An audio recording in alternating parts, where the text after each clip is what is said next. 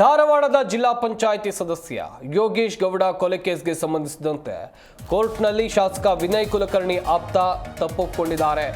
ಕೊಲೆ ಮಾಡಿಸಿದ್ದೇ ಕಾಂಗ್ರೆಸ್ನ ಶಾಸಕ ವಿನಯ್ ಕುಲಕರ್ಣಿ ಅಂತ ತಪ್ಪನ್ನು ಒಪ್ಪಿಕೊಂಡಿದ್ದಾರೆ. ಏವನ್ ಆರೋಪಿ ಬಸವರಾಜ್ ಮುತ್ತಗಿಯಿಂದ ಕೋರ್ಟ್ನಲ್ಲಿ ತಪ್ಪೊಪ್ಪಿಗೆ ಸಲ್ಲಿಸಲಾಗಿದೆ. ಜನಪ್ರತಿನಿಧಿಗಳ ನ್ಯಾಯಾಲಯದಲ್ಲಿ ಬಸವರಾಜ್ ಮುತ್ತಗಿ ತಪ್ಪನ್ನು ಒಪ್ಪಿಕೊಂಡಿದ್ದಾರೆ.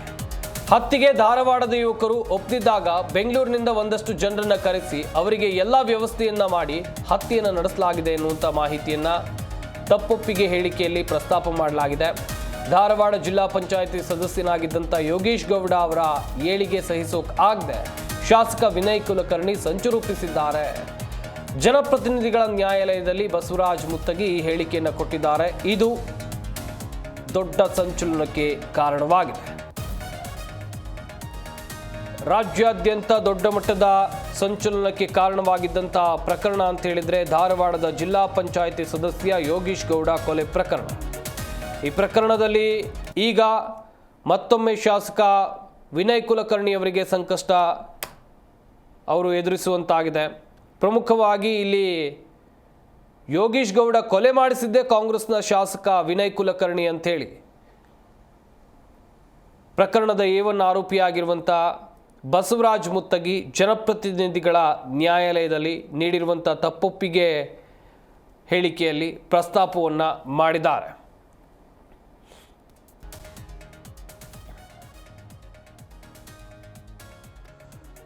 ರಾಜ್ಯದಲ್ಲಿ ತೀವ್ರ ಸಂಚಲನಕ್ಕೆ ಕಾರಣವಾಗಿದ್ದಂಥ ಹತ್ಯೆ ಪ್ರಕರಣ ಆಯಿತು. ಧಾರವಾಡದ ಜಿಲ್ಲಾ ಪಂಚಾಯಿತಿ ಸದಸ್ಯನಾಗಿದ್ದಂಥ ಬಿಜೆಪಿ ಮುಖಂಡ ಯೋಗೇಶ್ ಗೌಡ ಹತ್ಯೆ ಆಗುತ್ತೆ. ಈ ಹತ್ಯೆಗೆ ಪ್ರಮುಖ ಕಾರಣವೇ ವಿನಯ್ ಕುಲಕರ್ಣಿ. ಆತನ ಸೂಚನೆ ಮೇರೆಗೆ ಬೆಂಗಳೂರಿನಿಂದ ಕೆಲವರನ್ನು ಕರೆಸಿ ಸಂಚು ರೂಪಿಸಲಾಗಿತ್ತು, ಹತ್ಯೆಯನ್ನು ನಡೆಸಲಾಗಿತ್ತು ಅಂತೇಳಿ ವಿನಯ್ ಕುಲಕರ್ಣಿ ಆಪ್ತರೇ ಈಗ ಕೋರ್ಟ್ನ ಮುಂದೆ ತಪ್ಪೊಪ್ಪಿಗೆ ಹೇಳಿಕೆಯಲ್ಲಿ ಪ್ರಸ್ತಾಪವನ್ನು ಮಾಡಿರೋದು. ಪ್ರಕರಣದಲ್ಲಿ ಮೊದಲ ಆರೋಪಿ ಮತ್ತು ವಿನಯ್ ಕುಲಕರ್ಣಿ ಆಪ್ತ ಇವರು ಬಸವರಾಜ್ ಮುತ್ತಗಿ ಜನಪ್ರತಿನಿಧಿಗಳ ನ್ಯಾಯಾಲಯದಲ್ಲಿ ತಪ್ಪೊಪ್ಪಿಗೆ ಕುರಿತು ವಿಸ್ತೃತವಾದಂಥ ಮಾಹಿತಿಯನ್ನು ಕೊಟ್ಟಿದ್ದಾರೆ. ಈ ಹೇಳಿಕೆ ವಿನಯ್ ಕುಲಕರ್ಣಿ ಅವರ ಮೇಲೆ ಕಾನೂನು ಕುಣಿಕೆ ಮತ್ತಷ್ಟು ಬಿಗಿಯಾಗುವಂಥ ಸಾಧ್ಯತೆಗಳು ಕಂಡು ಬರ್ತಾ ಇದೆ. ಹಾಗೆಯೇ ಪ್ರಮುಖವಾದಂಥ ವಿಚಾರ ಅಂತ ಹೇಳಿದರೆ ಯೋಗೇಶ್ ಗೌಡ ಹತ್ಯೆಗೆ ಧಾರವಾಡದ ಯುವಕರು ಒಪ್ಪೋದಿಲ್ಲ. ಬೆಂಗಳೂರಿನಿಂದ ಒಂದಷ್ಟು ಮಂದಿಯನ್ನು ಕರೆಸಿ ಅವರಿಗೆ ಎಲ್ಲ ರೀತಿಯ ವ್ಯವಸ್ಥೆಯನ್ನು ಮಾಡಿ ಹತ್ಯೆಯನ್ನು ನಡೆಸಲಾಗಿತ್ತು ಎನ್ನುವಂಥ ಮಾಹಿತಿಯನ್ನು ತಪ್ಪೊಪ್ಪಿಗೆ ಹೇಳಿಕೆಯಲ್ಲಿ ಪ್ರಸ್ತಾಪಿಸಲಾಗಿದೆ. ಯೋಗೇಶ್ ಗೌಡ ಜಿಲ್ಲಾ ಪಂಚಾಯತ್ ಸದಸ್ಯನಾಗಿದ್ದ. ಇದನ್ನು ಸಹಿಸೋಕೆ ವಿನಯ್ ಕುಲಕರ್ಣಿಗೆ ಅಂದು ಆಗಿರಲಿಲ್ಲ. ದ್ವೇಷ ಸಾಧಿಸೋಕೆ ಆರಂಭಿಸಿದ್ದ. ಅವರ ಹತ್ಯೆಗೆ ಮೊದಲು ನಮಗೆ ಹೇಳಿದ್ದ. ಈ ಬಗ್ಗೆ ನನಗೆ ಪರಿಚಯಿಸಿದ ಧಾರವಾಡದ ಹುಡುಗರಾಗಿರುವಂಥ ವಿಕಾಸ್ ಕಲಬುರ್ಗಿ, ಕೀರ್ತಿಕುಮಾರ್ ಕುರಹಟ್ಟಿ, ವಿಕ್ರಮ್ ಬಳ್ಳಾರಿ, ಸಂದೀಪ್ ಸೌದತ್ತಿ, ಮಹಾಬಲೇಶ್ವರ್ ಅವರನ್ನು ಭೇಟಿಯಾಗಿ ವಿನಯ್ ಕುಲಕರ್ಣಿ ವಿಚಾರ ಪ್ರಸ್ತಾಪಿಸಲಾಯಿತು. ಆದರೆ ಅವರು ಅದನ್ನು ತಿರಸ್ಕಾರ ಮಾಡಿದರು. ಅದನ್ನು ವಿನಯ್ ಕುಲಕರ್ಣಿ ಅವರಿಗೆ ತಿಳಿಸಲಾಯಿತು. ಆದರೂ ಹತ್ಯೆಗೆ ತೀವ್ರ ಒತ್ತಡ ಹೇರಲಾಯಿತು.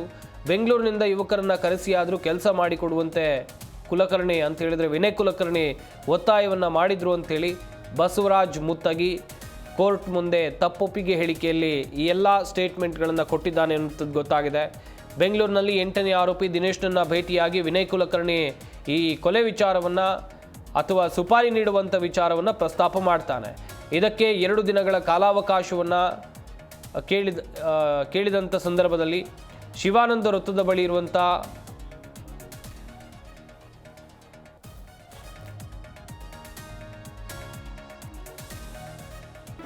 ಜಿ ಕನ್ನಡ ನ್ಯೂಸ್ ಈಗ ನಿಮ್ಮ ಮನೆಯಲ್ಲೇ ನೋಡಿ. ಎಲ್ಲ ಕೇಬಲ್ಗಳಲ್ಲಿ ಈಗ ಲಭ್ಯ. ನಿಮ್ಮ ನೆಚ್ಚಿನ ಜಿ ಕನ್ನಡ ನ್ಯೂಸ್ ಈಗ ಸನ್ ಡೈರೆಕ್ಟ್ ನಲ್ಲಿ number 292, Tata play number 1664, Jio TV number 1334, NXT digital number 30, in cable number 30, city networks 51, U digital number 162, GTPL number 17, Rockline telecommunications number 42, Shri Basaveshwara cable number 168, rural cable network 60, Vinayaka digital 57, Abhishek cable 821, city channel 53, Siddeshwara cable network 57, V4 digital Infotech 628, Surya digital networks 53, Gajanan digital number 836, Malnad Infotech Private Limited number 56, Metrocast number 830, Victory Digital number 167ರಲ್ಲಿ ನೋಡಿ ಆನಂದಿಸಿ.